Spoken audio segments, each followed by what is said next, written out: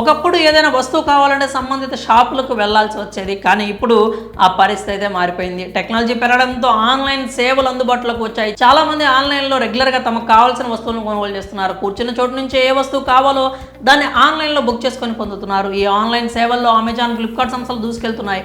కస్టమర్లను ఆకర్షించేందుకు అద్భుతమైనటువంటి ఆఫర్లను ప్రకటించి సేల్స్ని కూడా పెంచుకుంటున్నాయి. కాగా అమెజాన్, ఫ్లిప్కార్ట్లో వస్తువులు కొనే వారికి బిగ్ షాక్ ఇస్తున్నాయి ఈ కామర్స్ సంస్థలు.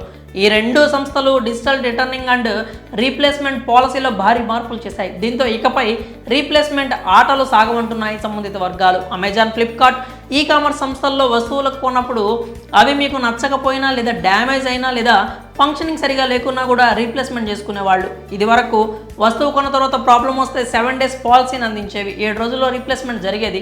దీనివల్ల కంపెనీలు నష్టాలను చవి చూస్తున్నాయి. అదనపు ట్రాన్స్పోర్ట్ ఛార్జీలు, కొంతవరకు ఫ్రాడ్ జరుగుతుండడంతో ఈ పాలసీలో మార్పులు తీసుకొచ్చాయి. ఈ రెండు కంపెనీలు తమ ప్లాట్ఫామ్ను 7 రోజుల రీప్లేస్మెంట్ నుంచి 7 రోజుల సర్వీస్ సెంటర్ రీప్లేస్మెంట్కి మార్చాయి. ఇప్పుడు రిటర్న్ అండ్ రీప్లేస్మెంట్ పాలసీలో మార్పుల వల్ల ఇకపై మీరు కొనుగోలు చేసిన వస్తువును వెంటనే మార్చలేరు.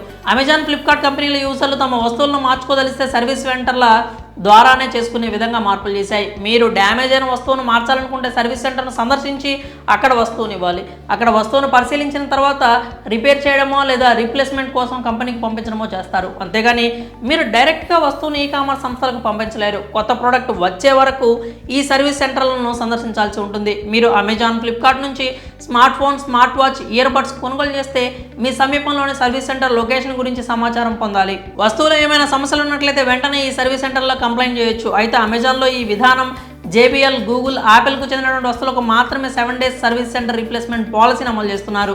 మీరు ఈ కంపెనీలకు చెందినటువంటి వస్తువులను కొనుగోలు చేసినట్లయితే వాటిని మార్చుకోదలుచుకుంటే సర్వీస్ సెంటర్లను సంప్రదించాల్సి ఉంటుంది. మరి అమెజాన్ మరియు ఫ్లిప్కార్ట్ తీసుకున్న ఈ నిర్ణయంపై మీ అభిప్రాయాలను కామెంట్స్ రూపంలో తెలియజేయండి.